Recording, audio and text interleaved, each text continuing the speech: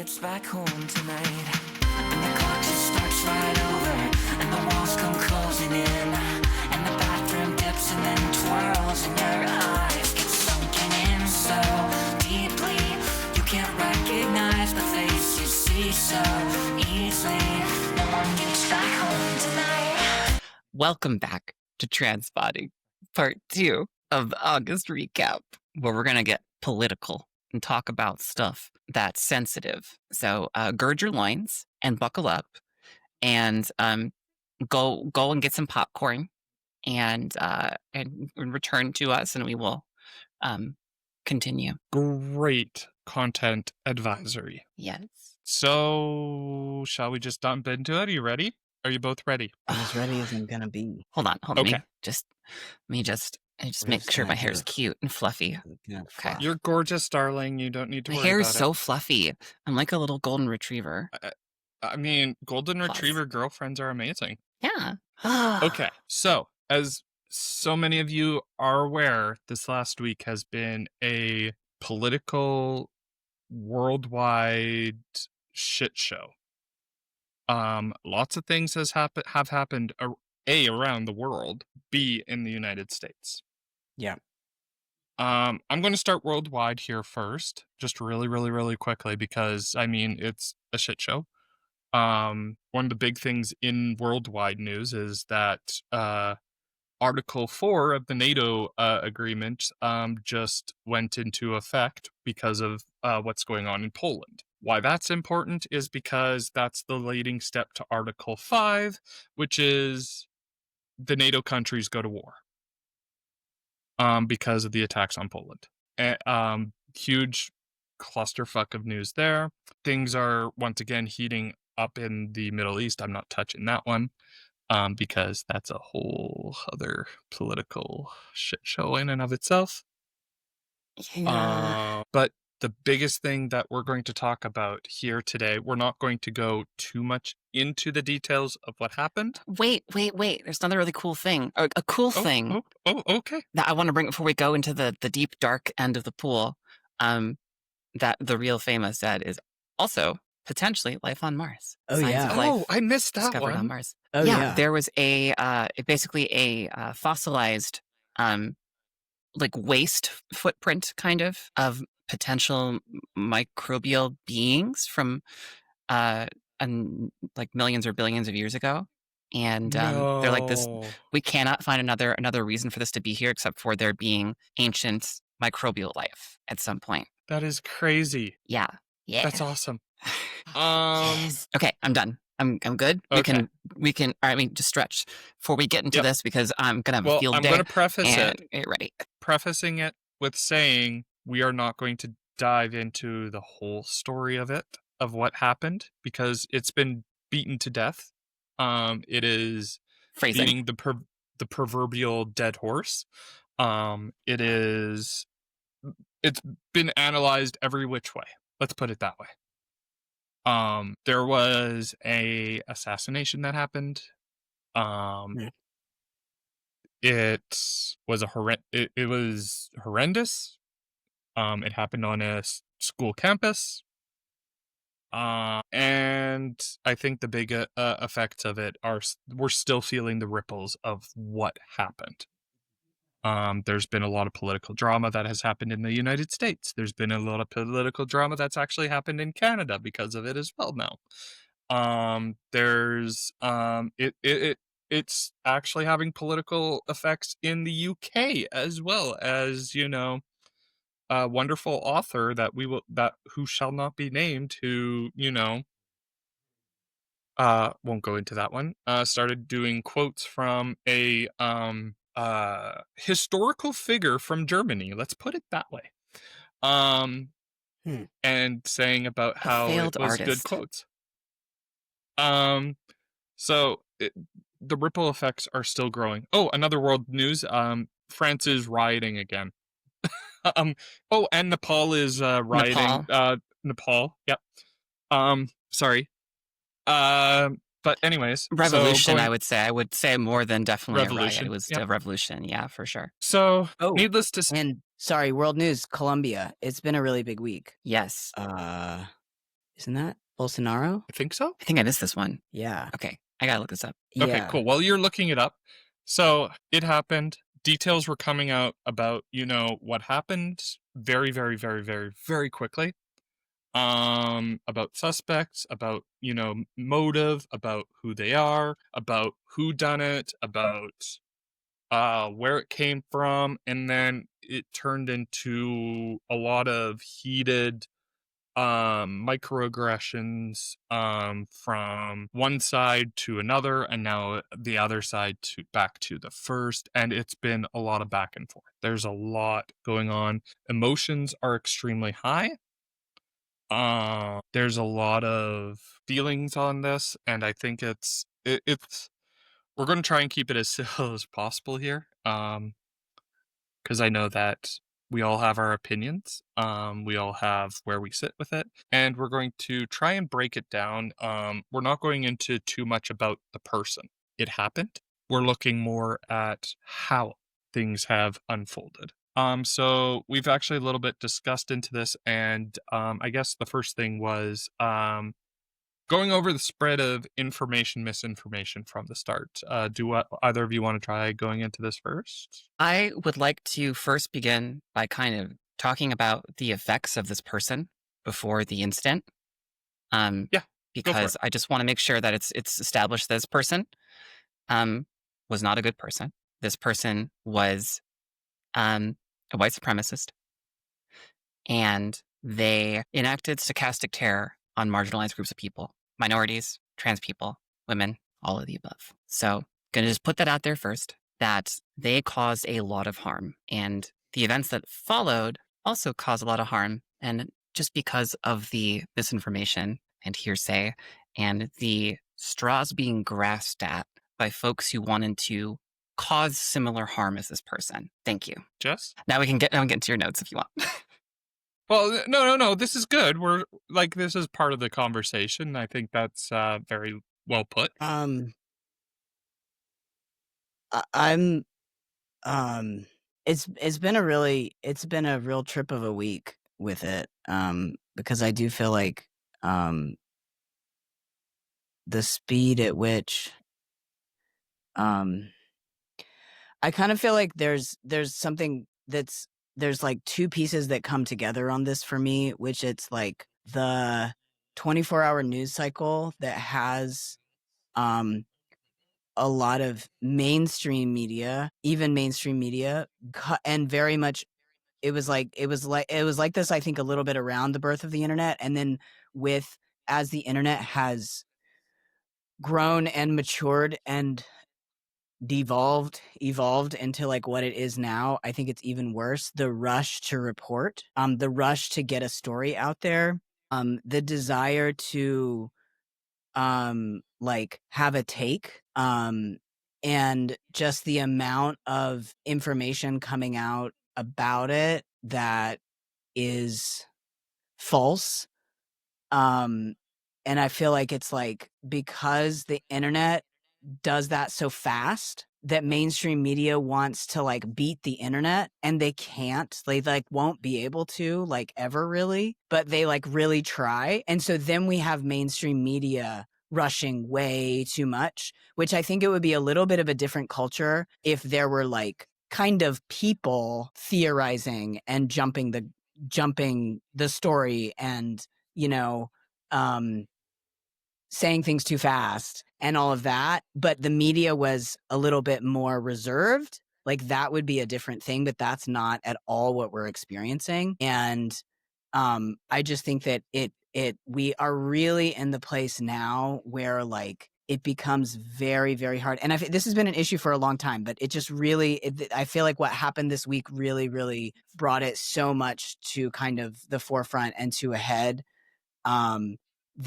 it's very, very hard to find accurate information. Like it is incredibly hard to find accurate information and to be able to trust information. And I was back to that Long Shadow podcast that I was listening to. They were at one point, they were talking about like the Russian troll farms that they have where they like actually like, you know, employ people to like go and sit on social media all day. And this was like around the 2016 election, actually, was like when the specific thing they were talking about when Russia was like, it was proven that Russia like had an influence in the election. So like their whole point wasn't actually to convince people of anything specific.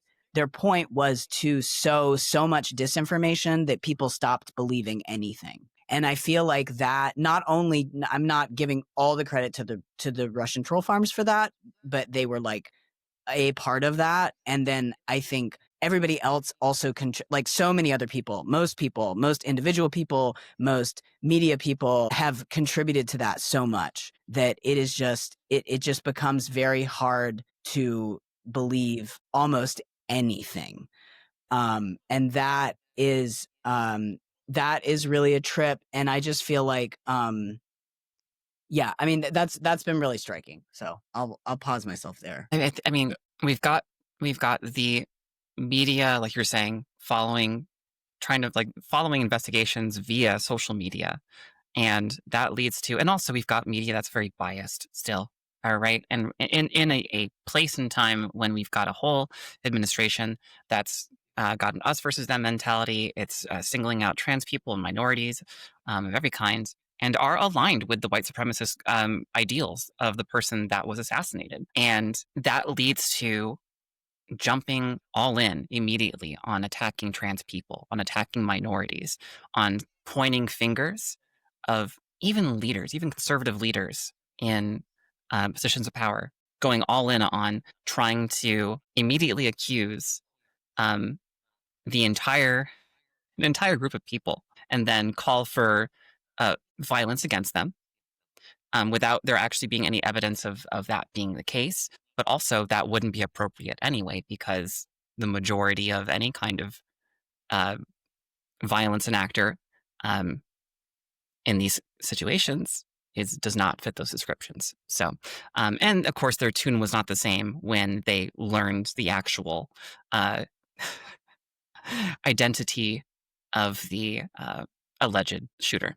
So, I mean, when we go over all the information that was coming out, and I mean, I was following it almost very like I was following it on I think 3 or 4 different news sites, and it was very interesting as it was happening and as the feeds were getting updated. And I think this is going into what you were saying, Jess, like we're in a time of our lives where news information is live updated. I was following live updates of what was happening. And it was incredible at how quickly it was. And I think to your point, Riv, like, you know, they were calling out, you know, who this was or what happened and um who did it, and it was incredibly fast and how quickly people pointed fingers and how quickly people were, you know, saying, oh, it was radical leftist, oh, it was a transgender, oh, it was you know, some mental kid. It was at one point they first brought in a person into custody. By the way, I am going to say one of the things that we're going to avoid with saying, Fema, while I do agree with what you're saying, we're going to avoid talking about that on the stream just because of Twitch TOS. Saying those 2 words can get a little bit dicey, saying it live. So we're going to try and avoid going too deep into that. But Daddy Amazon, always watching. well, Amazon, YouTube, Spotify, like all the TOSs, you going too deep into those is, but I think it's just kind of interesting at the main news sites that I was following. They didn't go too much into like who did it or the type of person that did it, just about, you know, what people are saying who did it. Like for example, they talked about, you know, oh, this is what this governor said. Oh, this is what the president said. Oh, this is what, you know, X, Y, and Z said. They weren't reporting that's who it is. They were just reporting what people are saying. Mhm. Two of the cool things that I will say that came from it. Number one, the heads of both the Republican and Democratic Party, the House leaders, sorry, that's what they're called in the States, right? House leaders, the Yeah, you mean Mike Johnson? in Congress, yeah, the Yeah. two leaders of your party are called the heads of Yeah, there's like the majority House leader and leaders. the minority leader. Yeah, so the Okay. majority, whatever the majority Yeah. that is in control of the chamber. So right now the Republicans control the House chamber, so the majority leader is Yeah. Mike One of Johnson. the cool things is that the two of them actually sat down together and talked. And they talked about security for all of their representatives, not Democrat, not Republican. They talked about it for everybody. They talked about, actually beefing up security. They talked about actually coming together. These are two parties that are so diametrically opposed, and they actually met and sat down together. Like, I think that was a really cool thing to see, because one of the things that I've been noticing in politics is that parties more or less just do this and do this constantly. And it's just getting to see parties do that. And then the other thing is that, like, I was watching also a live stream of somebody talking about it, and people were saying, oh this, oh this, oh this, and they were like saying, no, where does it say it? Give me confirmation where it says this before we actually say this is what it is. And the person I was watching is, of course, Dean Withers. If you don't know who he is a famous debater. He got into debating from the past election that happened in the States, and he is extremely famous for actually debating the person who this happened to. And it was interesting hearing his take, which I'm not going to go too deep into, but it was just very interesting to hear his take on it. The amount of information that comes out very quickly is just insane. The second thing I wanted to talk about is a little bit to what you were saying, Jess, about, the day and age that we are in. And I forget what it was, but I was talking to my dad about this about a month ago. I forget what it was, but I was asking him, like, because I don't remember, but what it was like before the internet for news, because he was telling us about, I forget what it was, but he was saying about, it would be something happened, and then a week later it would get spread, or 3 days later it would get spread via radio to these spots, then it would get spread 5 days later via the newspapers. I think it was like one of the assassination plots, but or something like that, for JFK or something. And it was just interesting to hear the difference for that. And then today we're getting updates every 2, 3, 4 minutes, and it's just happening so quickly. And people think that they know what's happening. And of course, because this person is now saying this, oh, this must be the truth, because this person is somebody who is popular in the community. And so this must be what it is. And it's just like, it is so easy to spread misinformation. Oh, that was the other thing I was going to mention. I just remembered. The suspect. So when they first brought that first person into custody, I don't know if you saw the picture of him, but it was the older gentleman. It just so happens there was a look-alike person, a doppelganger, if you will, in Canada. And somebody posted about this person's social media accounts for this guy in Canada, and he started getting, him and his family, who, this guy lives in Toronto, Canada, and was grocery shopping at the time this happened, basically started getting death threats because of, he looked like this first person in custody. Like, yeah. The speed at which information was just tossed around, and even from the president, Yeah. I can't believe you have the president announcing the death of someone. Like, there are hierarchies and there are legal practices in place at the level of law enforcement, the level of coroner, all that stuff, and just bypassed all that and decided to just announce it. So even information from the commander in chief. No one here who's listening likes him. Come on, it's fine. Like even this guy is announcing this about someone who's not even in politics and dramatizing it to the fullest extent and providing misinformation and insisting on additional political violence and as retaliation. And we've got additional leaders calling for political violence and retaliation. Because the whole point is that he's worth more to them dead to further their narrative as long as they get to control the narrative. And that's what they're doing every single day. That's what mainstream media that is partnering with them on a lot of things is doing every single day. And it's nothing but harmful. I don't know if I would say it was mainstream media that was partnering with him rather than them just, saying what he said. Sure, but there were liberties taken by some mainstream outlets, I will not say here, and that retracted those statements but did not offer. They basically deleted them. They didn't offer an apology. They didn't offer like, oh, we're sorry, we were wrong. This was the thing that happened. They simply deleted the content and then posted new content.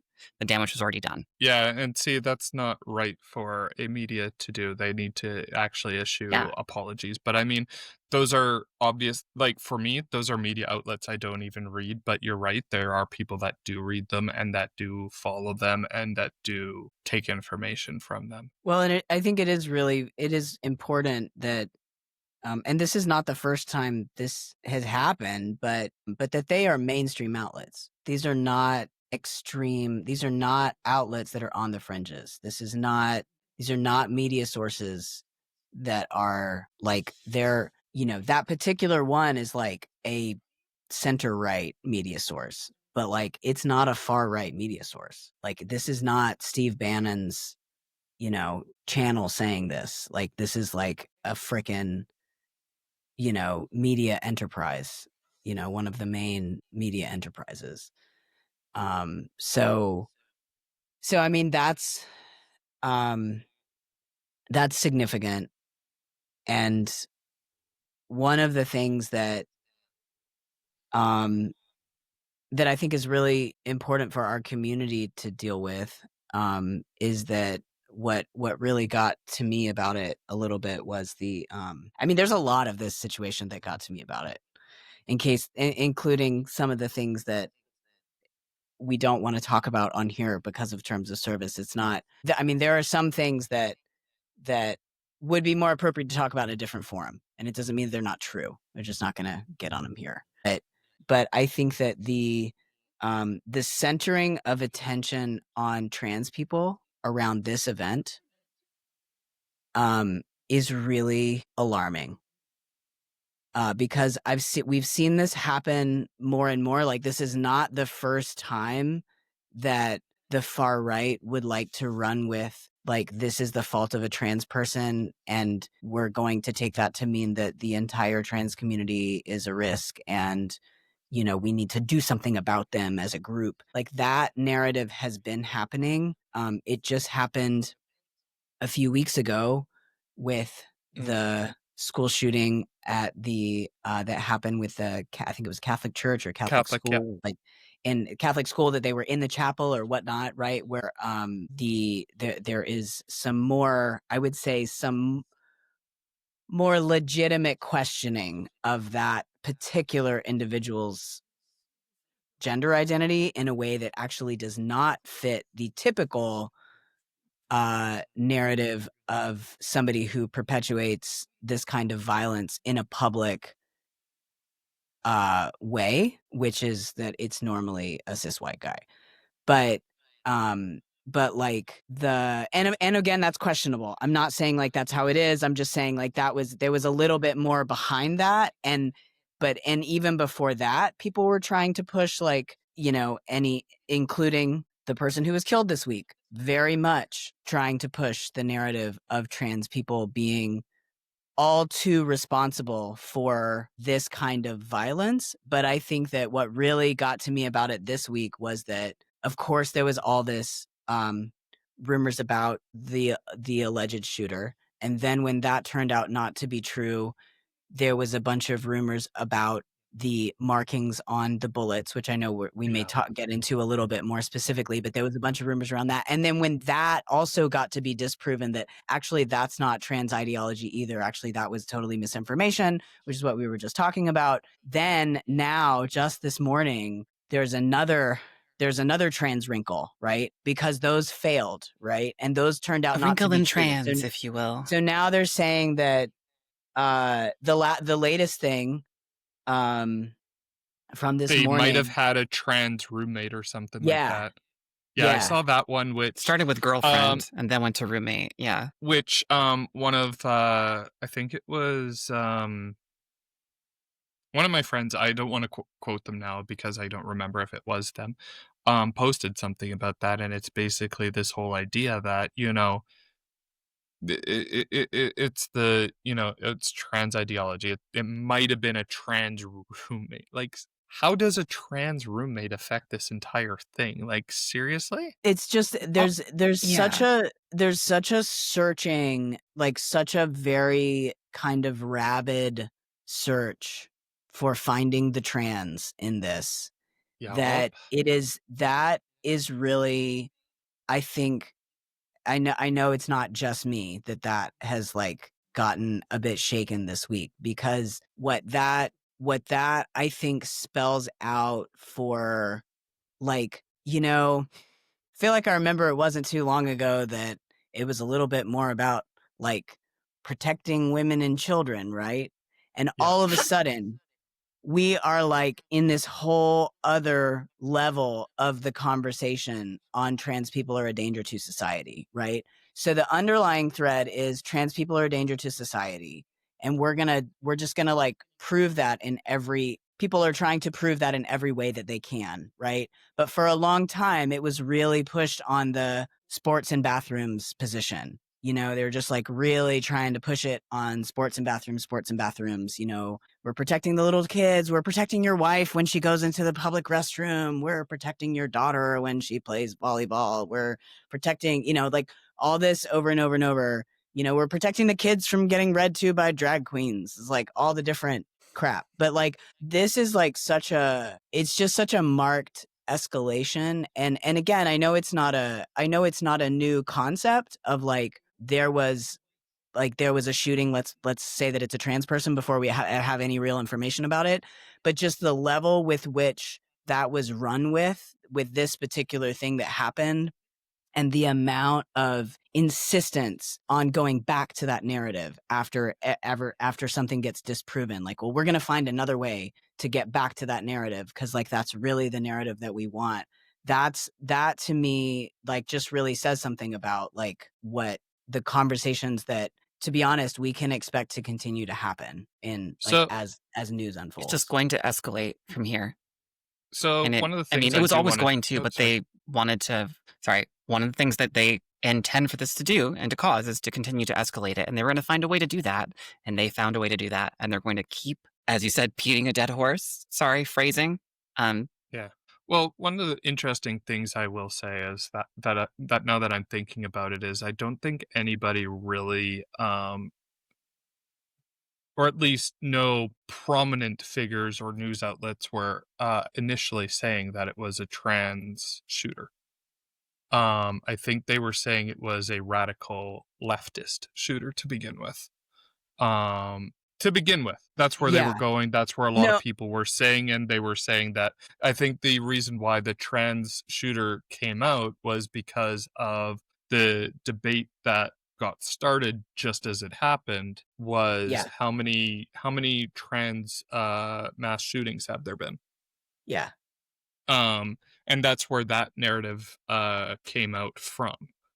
But They did even immediately going have after that. There was also mention of, I just want to be clear that he was an equal opportunity supremacist, so trans people. And then he also was talking about at the same time minorities, causing violence. Yeah. So in the same Yeah. breath. So Yeah. No, absolutely. But I think that's why it was initially thought as a radical leftist, not specifically a trans person. At least that's what I saw on a lot of the news outlets I was reading on with the information. They also didn't announce anybody as the initial suspect because they already had, I think, one person, then another person in custody right away. There was a lot of talk online through like social media, like Twitter and threads and stuff about it being transgender or a radical leftist without actually knowing who the person is. And I think that's Right. where a lot of the misinformation came from, because as much as the news spreads all this misinformation, you got to remember that a lot of the misinformation that might get picked up from these top leaning people who want to spout this information comes from the social media outlets that they follow. And all it takes is like a gathering of people to get something trending on Twitter to actually grow what the narrative is. And as much as it is the news sharing this information, it's also the social media that we follow and how that is in and of itself. Yeah. Well, I think it's a lot of the like snake eating its own tail in that cycle Yes. though, Yeah. because to your point, like it may not have been that news outlets were initially saying it was a trans shooter, but as you said, like that other people were. And the thing about the way that the way that it gets collected is the more that gets traction, it eventually gets picked up by the news, and maybe not directly, right? But they were real quick to jump on like, oh, maybe it is the bullet markings or transgender ideology, because they've already heard TRN. 27 times That that was not the news though. That was the firearms alcohol. What are they called in the States? Do you know what I'm talking about? ATF. ATF, thank you. It was them who suddenly said that which, okay, we're talking about the cartridge information anyways. How do they not realize what TRN means? Well, see, there was some confusion around that because at first I heard at first there were the reports about it that I mean, I think all of us were immediately like, yeah, right, whatever, you know, like, and then they came out with the manufacturer's stamp, right? TRN manufacturer's stamp from a Turkish manufacturer called Turan, that they stamp the stamp is on every round, right? Yeah. And of course, yes, that is something that ATF should be well aware of. There was also a stamp of some arrows, like not trans arrows, just some arrows. We don't own all Actually, the it's arrows, arrows. guys. No, arrows are from Helldivers 2. It's a call down. Okay, so but that was a little different because there was I think that there was actually a manufacturer's stamp that, see, and this is what I mean about the misinformation, is this all gets a little confusing as to what's what, because I saw an image of a bullet with a manufacturer's stamp that had arrows. It was not something that a shooter Oh. would have done. It was a manufacturer's stamp like the TRN, okay? That there was like confusion around that. But this is what I mean about, like, especially when you have so many people in these agencies in positions of power who really want to spread this misinformation anyway because it supports their own political narrative. And so they're going to jump on, like, and then of course there's the whole thing about like where the resources are being used in the US right now, and do they even have enough people who can do this kind of investigation, because they have other people who are committing other kinds of, you know, state sanctioned violence against minorities, most of all immigrants at the moment. But like they're busy doing that, so they're not like helping with these investigations because they're like reassigned to that crap. They're Oh, there's reassigned to that. cruelty. Yeah, yeah. But then there is also not the manufacturer stamps, but the actual messages that were on the casings that made it to the press conference, where, okay, at this point we've got a press conference from the direct officials, and this is where you start to get into information that I think is a little bit more reliable. What I think gets a little confusing is the whole thing about that TRN stamp and the arrow and the stuff from the manufacturer. I'm a little confused whether that's was part of the initial reports or whether it was like part of what was inscribed on the casings, because it's a little hard to know. Like, it's a little hard to know, like, what was the reference, and where did the like information diverge, you know? And this is where I applaud the FBI, because they didn't take those initial feedings from the ATF, and they basically said, okay, these are initial findings. We're not saying anything. We're going to hold back until we can actually investigate this. And ATF is like, no, this is what it is. This is where what it shows. This, and it's like, no, FBI, who's a lot smarter than you, is saying, hold up, like, like. And I think this kind of speaks a little bit of a cool information side of what's actually going on in the States a little bit, is that the two main information agencies in the States, the FBI and the NSA, is it the The NSA? National Security Administration? Yeah. Does that Yeah, exist they're anymore? the ones who basically, when Trump was saying, you know, we need to take guns away from trans people, the NSA is like, nope. Oh, that's the NRA. That's the Oh, NRA. NRA. Okay, thank you. That's the Yeah. NRA. Yeah, I don't know if They the are NSA is a thing lobbyists. They're anymore. not Did they get like political. disbanded, or I feel like they were? Oh, I don't know. are they? I thought they Anti-gay, were. they get I thought it garbage was cut. one of the major information. But I think Well, it's kind of cool to see these big organizations that are saying, stop, hang on, whoa. Like, it's just like, and I think it's kind of or nice to know that, you know, somebody like the FBI is not sitting there eating into the narrative. They're sitting there going, stop, hold up, we're still looking into this. We're not looking for a left radical shooter who might have done this. We're not looking into a trans person because it's trans ideology. We're not looking at, no, they're sitting there going, this is who we're looking for, is somebody who blends in with the college. We're looking for somebody who, you know, and I mean, Utah is a very white state. Like, they're saying somebody who would blend in with the college, which means they probably go to school at the UVU, which means that, you know, Utah once again. So it's just like it's really cool to see. Yeah. I have a segue for this. So I got so as I mentioned, I've been really careful about my social media consumption in general, and specifically around when something like this happens, I like take a beat and try to like figure out how plugged in do I want to be for all of this. Because like in general, like I listen to news every day, so it's not like I'm ever really gonna like be putting my head in the sand, but it's like, do I need to be like do I need to be looking at my phone every 5 minutes for updates, right? Or can I like Do I need put to this doom down and, scroll? yeah, can I put this down and like come back to it like later tonight or tomorrow or something? But there's somebody an independent trans journalist that I follow on Blue Sky, and I follow a lot of journalists, not only trans journalists, but I follow several trans journalists on Blue Sky. It's a great site for following journalists. It's a great social media network, I think, for that purpose.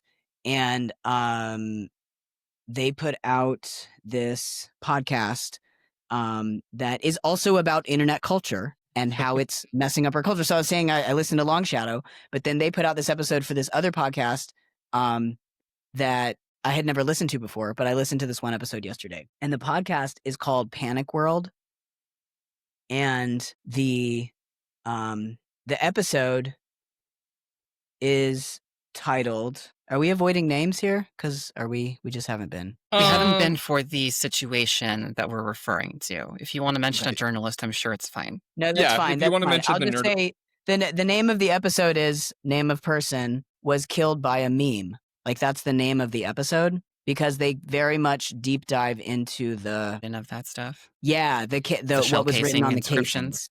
Yeah, Yeah. they very much they explain that in the context of internet culture because again this podcast is all about internet culture. So anyway, it's a cool seems like a cool podcast. I'm actually going to be listening to some other episodes of it because it was well done, and I kind of thought that was I appreciated diving a little bit deeper into the situation from that perspective, because again, this is being talked about by like everybody everywhere, and I was trying to be really selective in like which avenue I wanted to actually like do more of a deep dive in. And I was like, I don't actually know a lot about these meme references. I'm not familiar with like that game and these references. So I want to learn a little bit more about it. And like, these are like the internet guys knowing it. This is not like a mainstream media person who's like trying to interpret it, who actually doesn't have the knowledge. So anyway, it was a good episode. Yeah, there's a lot of, it was like a right-wing site that happened to share these kinds of memes, whether they're from a game that I know and love and play every day, whether they were from just like old school internet memes recycled to become more conservative. Yeah, pretty wild stuff. Um, I know we don't have much time left, and I want to say Yep. some stuff. Go So, for it. and you might not agree with me on this, and that's okay. And I'm expecting that. There has been a great deal of tone policing on social media, in real life, people pushing back on uh, trying to force people to condemn this person who was assassinated. People who are pushing back on um, people failing to mourn. And I'm one of those people. I do not mourn this person, and I've been tone policed up the wazoo, as the youth say. Right? They still say that, right? Up the wazoo. Yes, totally. Totally. When there was someone who wishes for your extermination, there's someone who wishes for your harm. And we're talking Black, Brown, Indigenous, Latina, trans, the list goes on. It is okay to not mourn when something bad happens to them. And this decorum that a lot of people are putting forth, while I understand the desire to stick to certain internal moral compasses, that's great. You can do that. Don't expect everyone else to share the same moral compass, because you know what? The other folks who are pushing this as a martyrdom and are pushing it to further their political violence against marginalized communities and people, they have not shared this decorum. They have not shared these rules with you for a very long time. So throw it all out the window, because it's all fucked right now. And my opinion is, look around you, see how they're behaving. I understand the desire to be better than them, to feel like we are better than, we don't do these things because we're better than them. And they're out there every day calling for us to be rounded up, calling for minorities to be rounded up for this situation. And they're actually doing it in some regard. And decorum will not fucking save you.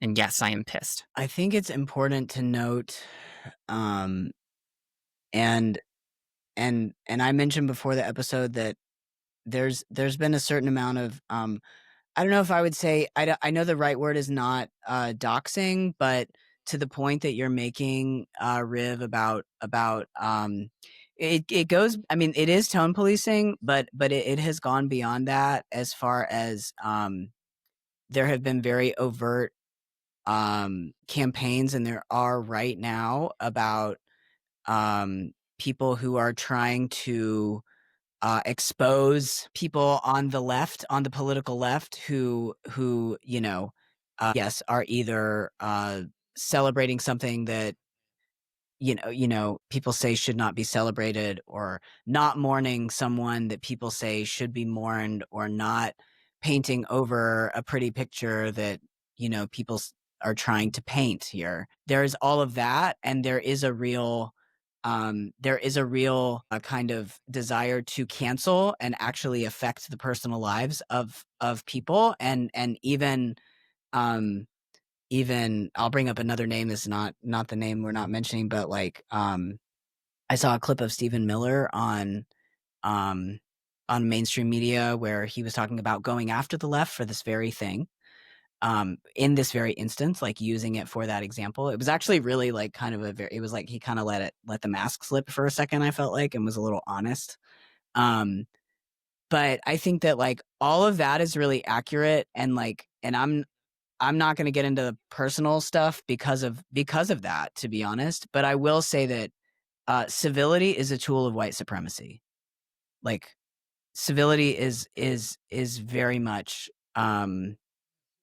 used in that way by first world countries and white folks in power, and that is just a lot of recycling of that there has definitely been a lot of recycling of that in this. I feel like, in a way of yes, trying to have a perspective that is quite skewed. Yeah, absolutely. And I think there's something that needs to be said about like mourning somebody's death and celebrating it. While you might not be like, I don't mourn his death, but I'm definitely not celebrating it. Because I don't condone violence. Violence gets us nowhere.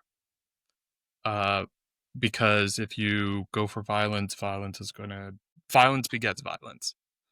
And I think it's kind of even to what you were saying, Jess, is like, when this came out, one of the media people that I followed, a journalist named Rachel Gilmore, she's very popular in Canada, and like looking at she fact checks, basically. She is extremely good at fact checking. She is really good at her job. But one of the conservative leaders basically pointed her out and admonishes her, and basically paints a target at her, telling people to go at her. A Canadian conservative politician does this. And of course, what does she do? She posts about it and saying, like, she's actually scared now. And it's this thing of, like, you're right. They don't play by the playbook anymore, Riv, and it's like, I think it's wrong to tone police anybody, but it's also, there's a side that's also trying to make sure that, I almost want to say, like, we don't want to give fuel to the fires of There's already the other fuel side. in the fire. No, There's no, already fuel in the I fire. understand. I know there's fuel. They were always going to find a way to fuel yeah. this and direct their narrative. I'm sorry. Okay. So I don't celebrate the action. I don't celebrate violence. I don't want violence to happen. This person was a villain. This person was a N space ZI. And I am happy, my opinion, not Transpotting's, not Samera's, not Jess's. A person who wished death and terror on minorities is no longer in the world. I know that a lot of damage was already done by him that he can't do anymore. Now, can the followers continue that? Yes. Are they fueled by this? Yes. I would argue that potentially it would have been worse if his behaviors and actions continue unchecked. And they were going unchecked for a very long time. I'm not saying I wanted someone to shoot him. I'm saying that I'm not going to hold back and say I'm not celebrating the fact that we're one less hate monger short. Like, we have one less hate monger in the world because he actively damaged communities, people's lives, including our own. And he was not being held accountable in any way. And if you go and you search for the things that he said, absolutely abhorrent, whether it's about DEI, whether it's about a particular thing that Planned Parenthood would do, absolutely wretched. He was a wretched human. And what I'm saying is that even those people should be allowed to celebrate that he does not exist on the earth anymore. Just like a certain leader in Germany, because he was a villain. I know I'm probably polarizing. I shouldn't be. He was a villain. You know, one of the things that also got me with all of this, because like I very much get where you're coming from, Riv. And I also get where you're coming from, Samera. And I also think that there's like the piece of, and I'm not going to be the diplomat here because I'm actually about to go in a different direction. So don't worry. I'm not trying to like make us all happy. Like, it's okay. We can disagree. But I think that you know, I have thought a little bit about other times where there has been violence and death and then a celebration of that. and then a condemnation of a celebration of that, or a lack of mourning, and a condemnation of a lack of mourning.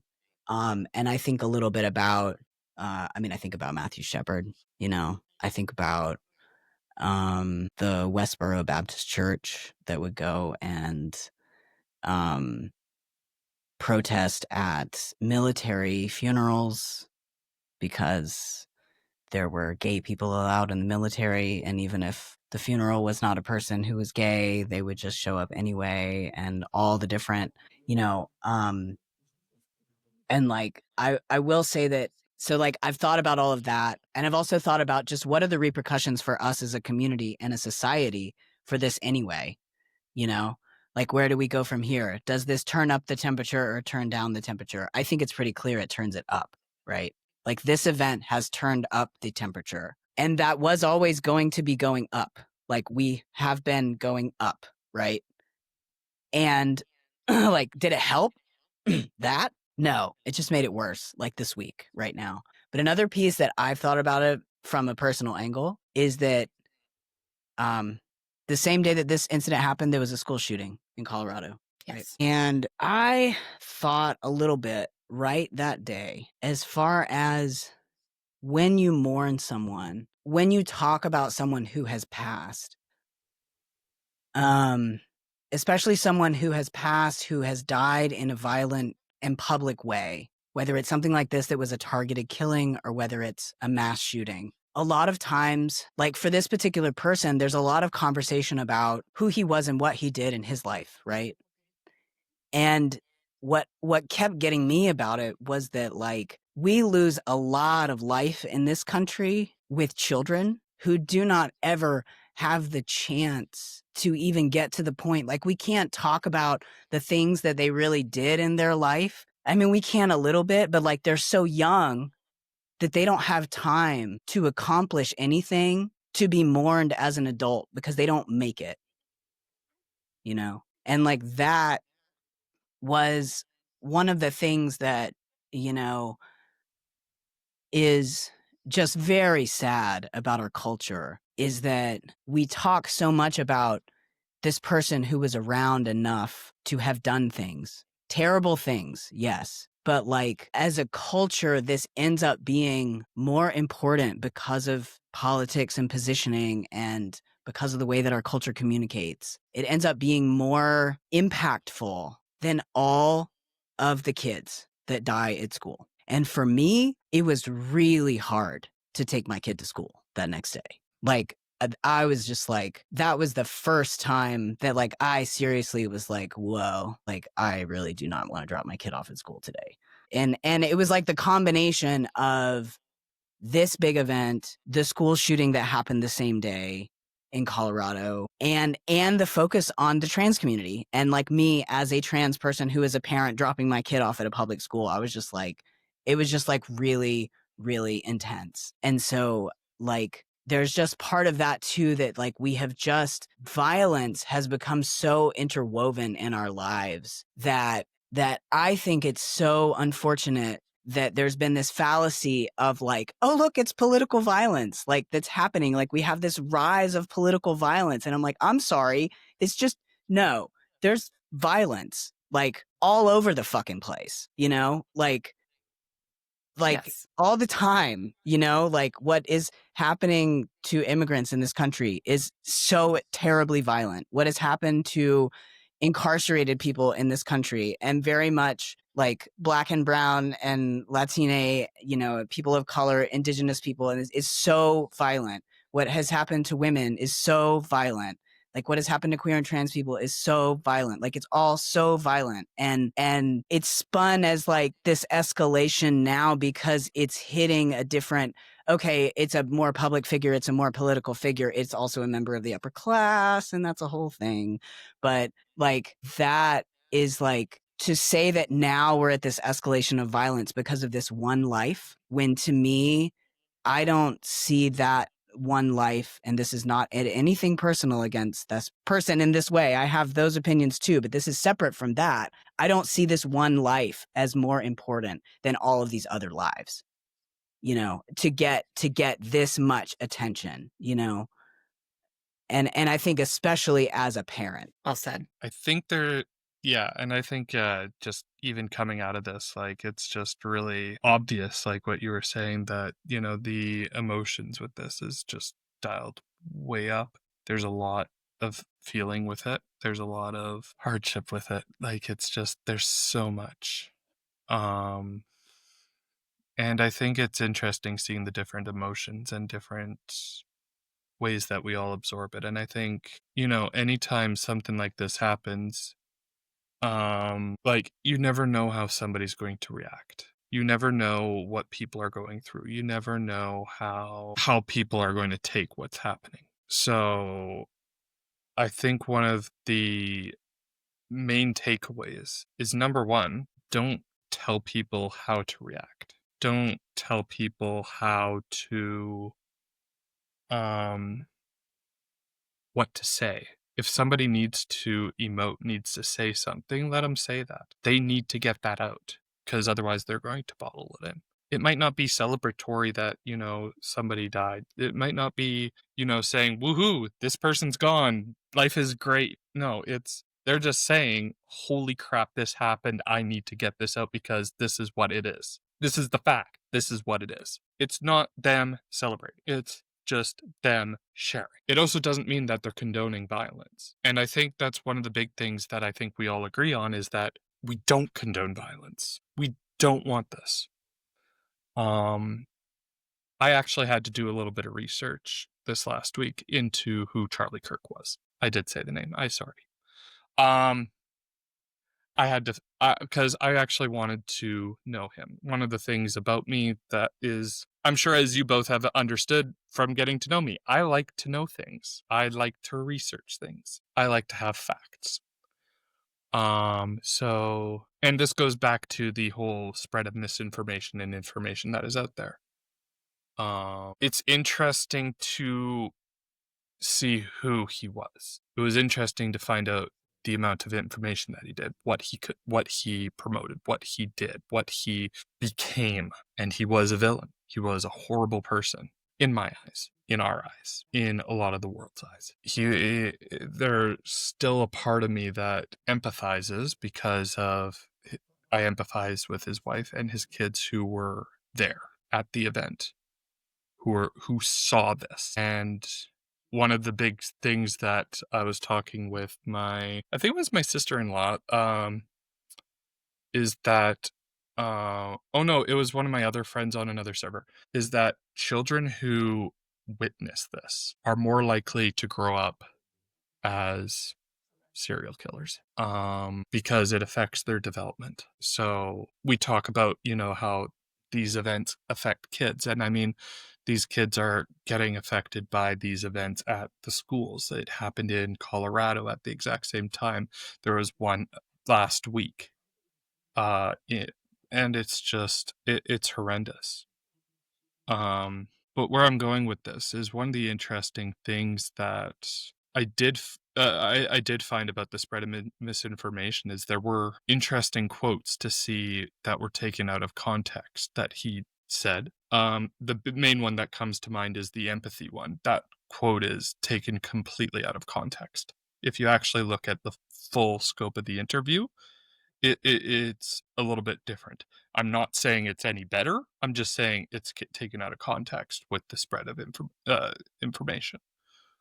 And it's sad to see that it happens on both sides. Yeah, I think that clipping is like a product of of a little bit more of like the internet, the high speed of things, is because that does, Exactly. I mean, that's in that context, yes, but that happens all the time where And nobody has the attention span for long form anymore, and so it's just like a snippet, Yeah, and yeah. you get all this emotion out of it. And I'm not saying it's right one way or the other. I'm just saying it's happening on both Yeah. sides. And this is where I said I wanted to do research on who he is, because I didn't want to take what this person is saying or what this person is saying. I wanted to go. And I guess one of the more interesting things that he said if I may for a second, is that he had a mother walking by and she saw his table set up and she asked him, like, what are you doing? And he's saying, oh, I'm here to debate people because as soon as the communication lines break down, that's when violence happens. I want to allow people and give people the spot to engage in conversations, to debates. How he did it and what he was debating, totally wrong. But it was cool to see that I think it was one of his early points of starting out was he was trying to get people involved and trying to get people to talk. He was trying to say, like, it doesn't matter which side you're coming from. Let's talk. People aren't talking about this stuff at dinner tables anymore. People aren't talking about this with other people anymore without there being some sort of violence or anger or frustration. Let's talk. And I think it's just he also was promoting getting kids involved in politics. Once again, I don't agree with how he was doing it with going to, basically targeting certain groups and, singling out minorities and stuff like that. I don't agree with any of that. But this is just a research I have found about it. And I think it's interesting. I truly wish that there was a better way to turn this around that didn't resort to what happened, because the way that it did happen and the rippling effects of what's happening are causing far more harm than good at this point, because we don't know where it's going to go. Social media has become a firestorm. Politicians are becoming extremely targeting. Like, the amount of malice that is out there and people who are calling for a response, who are looking further to find, ways to connect what happened to marginalized communities. Because we were just talking about it. The suspect, it started here. It came out this, and people were saying, oh, that's wrong. We were talking about the ammunition. We were saying, oh, it started with trans leftist ideology. It was none of that. And it's growing into, okay, well, his second roommate at college was like, they're trying to tie these ties because they want to target us and they want to use this as a stepping stone because, as you said, Riv, he's turned into a martyr. And this is where I say, like, I wish there was a way that it could have been turned around that didn't involve this. Do I mourn it? No. But I still don't condone it. And I think I just really had to say that because, like, I'm this week has worn me out with it because I am a very empathic person, and having so much of this going around has actually affected me physically. Me too. And I didn't think that somebody like this, it happening to them, would cause me to cry, but it did.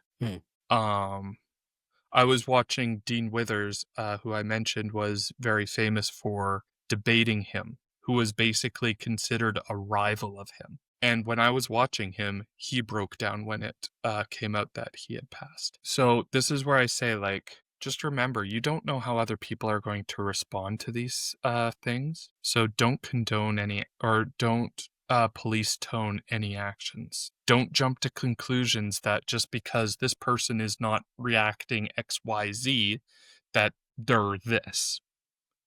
As you heard, all three of us have different opinions on this, but the three of us still very much respect each other. We opened this communication line. We opened how we want to talk about this further between the three of us. And I would like to say, I think we did have a very fruitful conversation. For me, a big part of how it impacts me is I I have a lot of privilege, right? I'm trans, I'm still white. I have folks in my lives who don't have that same privilege that I care deeply about, and being able to support them and listen to them and share a lot of the same views and kind of understand what they're going through and understand their take on things is increasingly important because it is going to impact intersectional, marginalized groups of people more than anyone else. It absolutely is. And I know no one's arguing here about that. I understand that. But that is just one example of how it does differ from person to person on how it impacts you and how you emote and why you emote the way you do and why you feel the way you do. And I'm not saying anyone needs to change what they're doing or saying. I'm just saying that, myself included, we all need to be consistently aware of privilege that we have. And I know we are. I know both of you very well. I know you are. I know I do my best to be. But it is highly impactful on those around us. And I just want to make sure that we can be there for them and listen to them. Absolutely. I love you both very much. We are 24 minutes over time. And I think it was thank worth you to it. the It was a good five- conversation. I think it was worth it. I think it was worth it. I mean, we can definitely talk more about it if you want to. No, we've got five people I'm left already in on chat. the emotion. I'm already on the tip of my emotions, and I'm not taking. I'm Yeah. not counting viewers right now because I know it's a Yeah. hard topic, and I mean that it's also a Sunday, and people might be off somewhere, so I'm not. Yeah. I appreciate both of you all having the conversation. I think it's been good to talk about. And I'm just noting that, it's like different conversations are appropriate for different settings is all I'm saying. And I think that this one, being aware that it's the three of us talking and this is quite public, so that's just part of the way that I'm approaching it. Because I don't mean to be coming out like more like diplomatic than,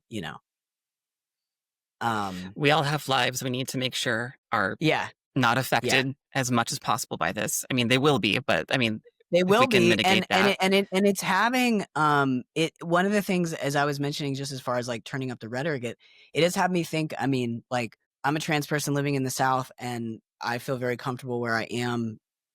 I think that was a good point that you're making, Riv, for folks who do not have white privilege are definitely interpreting this in a different way than white folks, and I'm even saying that too simplistically, and I apologize for that. But like I have also, it has given me a little bit of pause this week, just as far as the escalation in rhetoric, because even though where I live feels very comfortable and I have a lot of good community around me, I'm also in the South. And as far as like things getting heated and what do I do? How do I interact with my community? How can my community support each other? That in this specific geographic area, as things, if and when things, escalate more, and there are more calls for violence. So that's been something to, I wouldn't say start to think through, because I've been thinking about that for a while, but Disaster it definitely conversation. brought it up to the forefront for this week. But I will say I have an idea on something that might kind of help us close out. I think I might have mentioned this on when we were talking to Erica, but I've used Is it this quote a alcohol? lot recently. Kidding. It's not alcohol, but that might be coming up later. No, I don't think so tonight, but I want to read this verse from, and by verse I mean poem. Okay, I was like, where are you going with no, this? verse. Well, it's if you know the series, It's you from the understand what I'm saying, Odyssey. because it is a fictional religious text. Okay, what I'm reading from is a fictional religious text. Okay. It's a quote from Octavia Butler. Okay, this one is from Parable of the Talents, and when she wrote this book, both of the parables, she includes some verses from this fictional religion that is in the book at the beginning of a lot of the chapters. And this one, especially as we talk about misinformation and this social media and stuff, I think that this is really connected, prescient, whatever. I'm not finding quite the right word, but I'm just going to read it, okay?